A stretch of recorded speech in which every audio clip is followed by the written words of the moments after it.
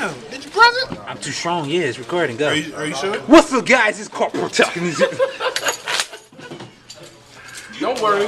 At this point, he not gonna go after y'all. He gonna go after him. Hey, car protagonist, you want the smoke? I came top 2. What's up? Oh my God. Check the deck profile, cuz. I hope you find him at the region. Yo, his little army gonna be like, yeah, this guy. Hi, welcome back. I got you, guys. I got you, coach. All right, YouTube world, this your boy, Black Wisdom, switching the roles on the coach. You know what I'm saying? AKA Gene. I'm usually behind the camera. AKA the guy that played the Prisms. You know what I'm saying? I ain't playing today. I built it. Somebody else. So today he got what? Top 30? Third place. Third place with Prisms. You know what I'm saying? My deck got third. You know, I put hands on him just to let you know, but he did. So he did put hands on it. That's not good to it. And it was a 2-0? Yeah. Oh my God! Trash juice. And I used the upgrade twice. anyway. Whatever, nigga. Alright, so yeah, go ahead. I'm good? Yep. Okay. Hi. Welcome back. Welcome to another exciting episode of DP. I'll be host coach. Today, here's my shop tournament third place Prism Dragon deck that my friend was playing because I was judging the event. This is our buddy, Kirschgeist. Probably gonna get hit when it's a regular list. But he's phenomenal. Personally, in my opinion, he's the best Prism Dragon we got so far. Size 3, 727, 3 gauge top deck soul. He can't be destroyed by monster effects nor bounced by them. And at the beginning of your opponent's final phase, you pop up to 2 cards. For each card you pop, you deal a point of damage and you draw 2. Well, you draw equal to the number. So essentially, you keep him on the field, you just go and keep resources forever.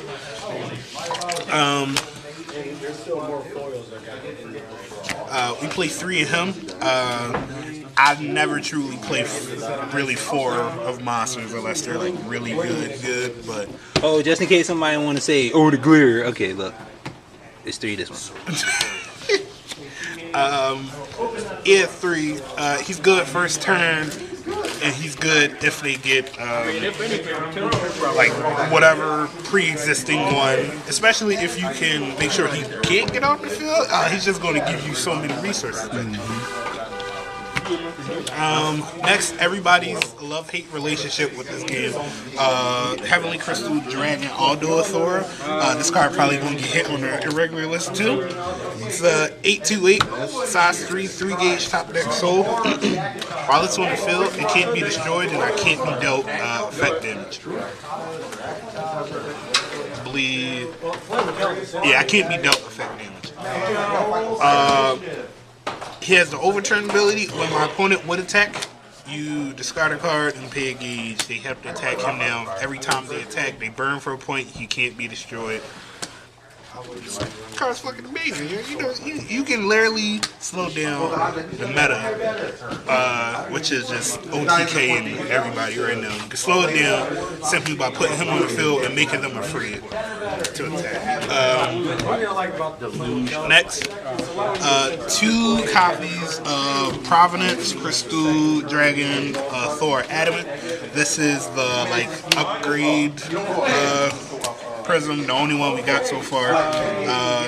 You call them on top of a size 3 Prism and pay 2 gauge, and you put the top deck soul underneath him.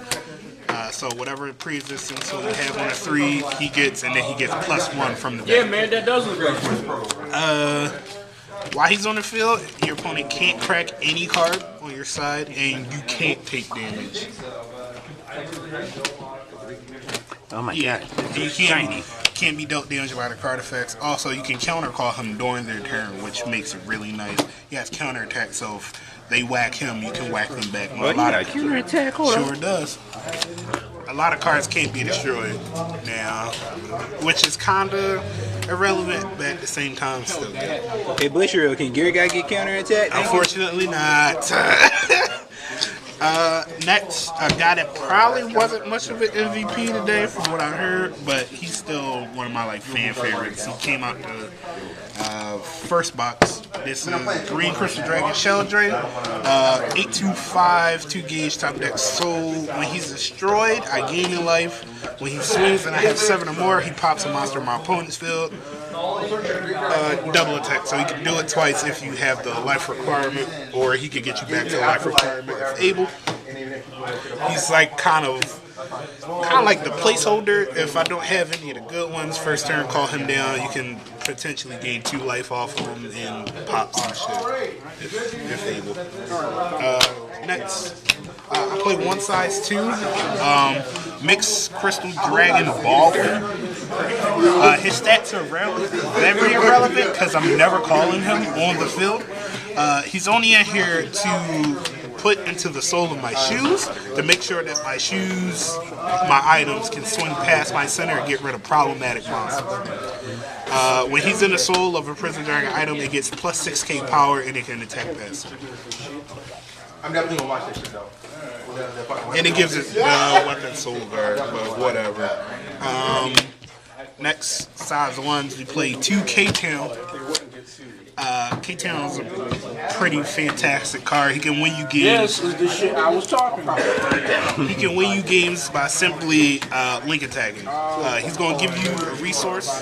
He's going to make you regain life and bury your opponent every time a link attack happens once per turn. And if you have a 3, become a 0.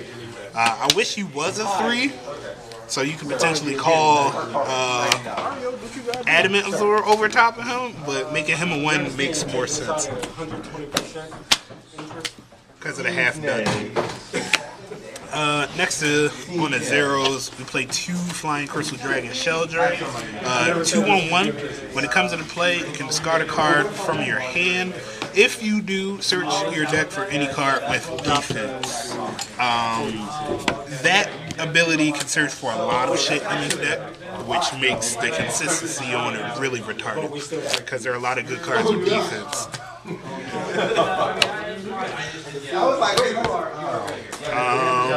Next, 3 Red Crystal Dragon Merle. It's a 2/1. Red Jewel Tears. During my opponent's turn, when the Prism Dragon monster is destroyed, I can charge and draw. This effect will activate if he's destroyed as well. 3 of him because the charge and draw is really nice because having that extra gauge can help you pay for it or whatever. Overturn if you have a Thor first turn and you don't get it. Probably one of the MVPs, one of the many MVPs in the night, Rizzling. Rizzling is just too good of a card not to take out because I get to draw a card when I call him if a 3's on board. Yeah, Rizzling the tits, nigga, what you talking about?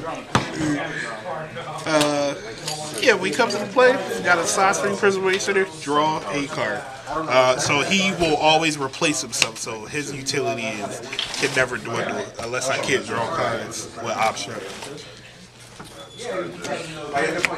4 Brush Uppers, because good cards are good. Brusher upper, too good. Too good. I can only cast it if I have a Prism Dragon on my center. Killed her. Next time we destroy it, it stays there. And if I have 6 more life, I get a gauge. That gauge is important. This deck uses a lot of gauge. But after you kind of get past the threshold, you can generate too much. Next, 3 Prism Canceler. I had one for This is, I personally like a good shield, and right now, this is the best shield Prism's got, in my opinion.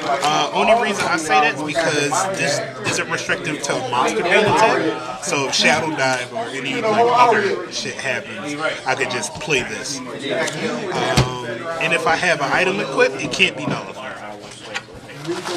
Well, Prism Dragon item.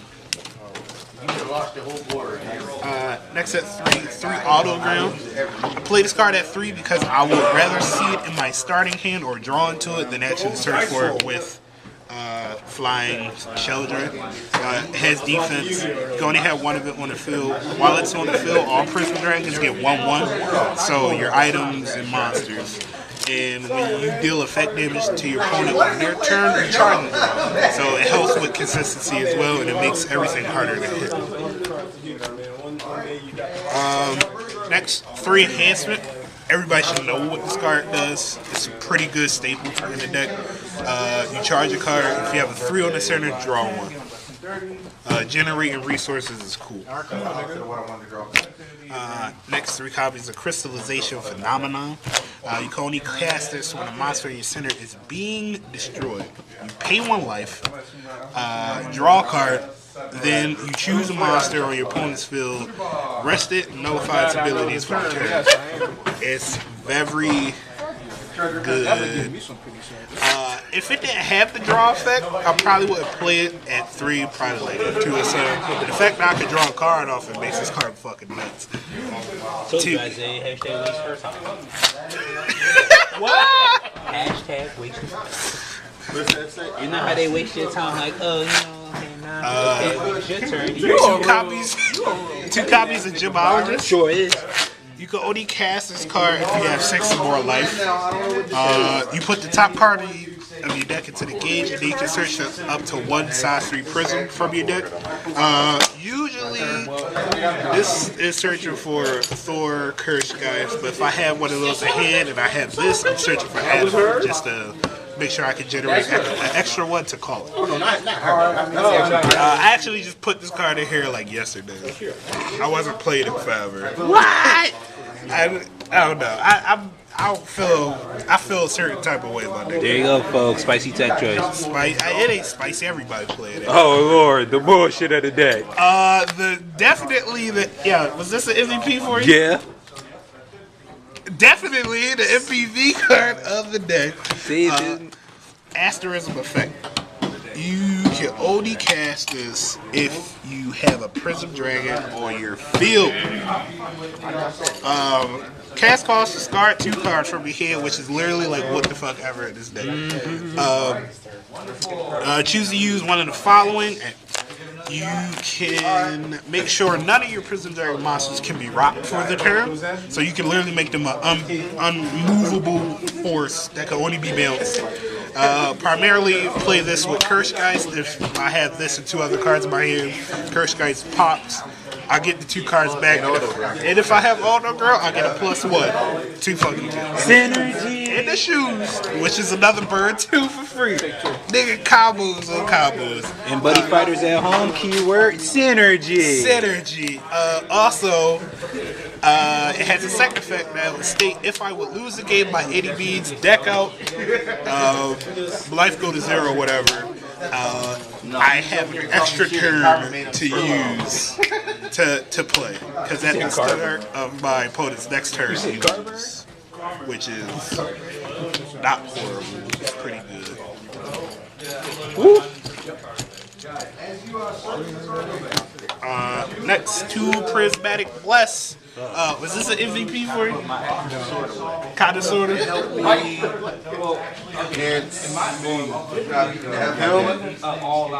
Yeah, because I drew into a Gemologist, or I drew into picked up a. Fair enough. This card is good. This is a good card. It's not good enough in my eyes to play more than 2. I'm gonna be honest, but you can only cast this during your opponent's turn. This is like the box lake equivalent. You look at cards equal to how many times your opponent attacked. So if you hit this with a good field that your opponent has and all those, or you can check a lot of shit. Most times 3 is all you really need. You put 1 into the gauge, put 2 into your hand, and you gain a life. Any other cards besides those go to the bottom of the deck.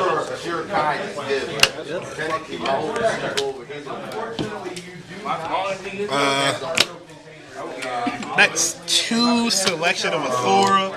I love this card. I really do. I really do.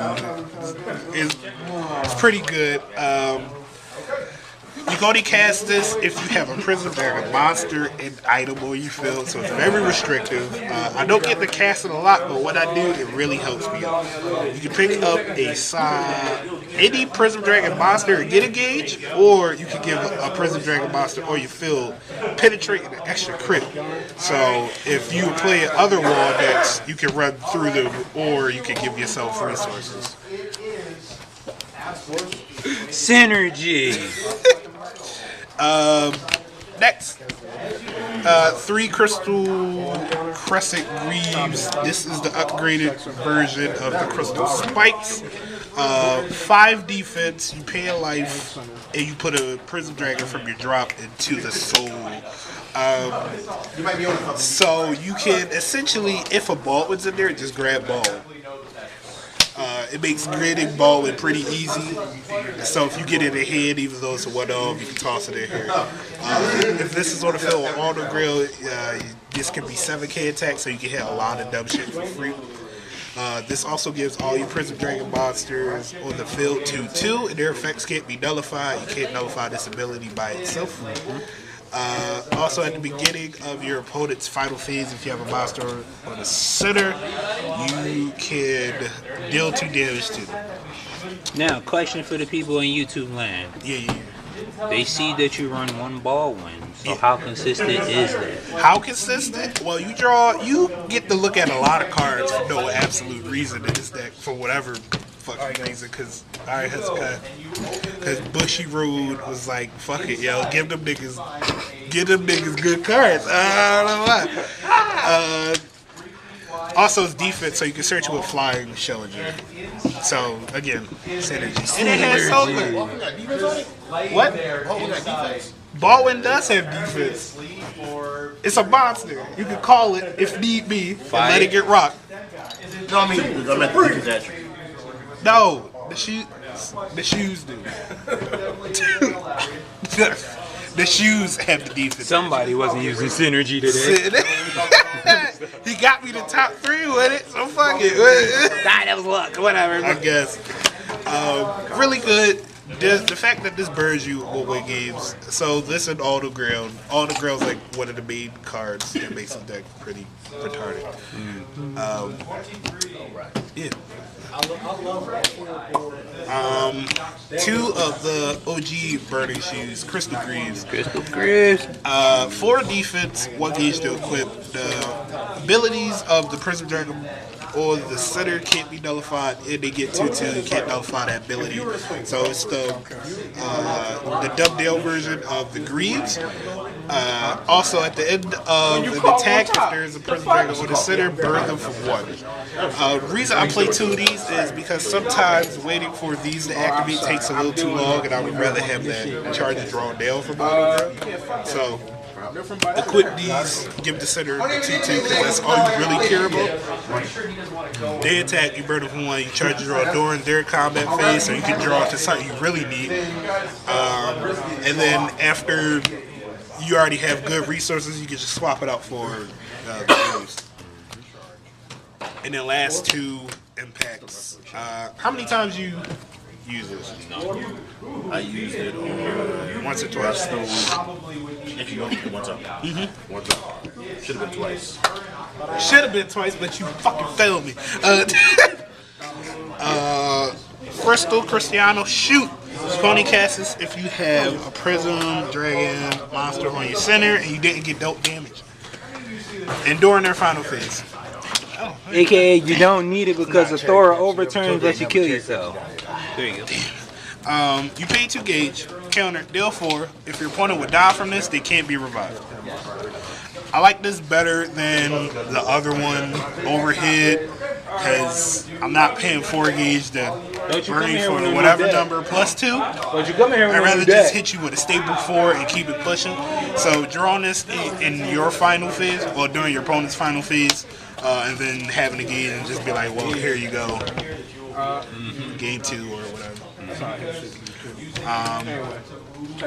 No sideboard? Oh yeah, my sideboard. Thank you. Sure. War in the drop, nigga. Oh no! Sideboard, 3 skill binder. Generic spell. Pay 1 gauge, counter, rest a card with penetrate or double attack. Really good. 3 because it has defense and I can search it out the deck. Let me see. Yo, somebody leave a comment in the video below and let me know if y'all know a person just run the generic deck. I want to see somebody pull up what the whole generic Face Seal Chain. You can only cast this at the end of the 3rd battle during your opponent's attack phase. Counter in the attack phase.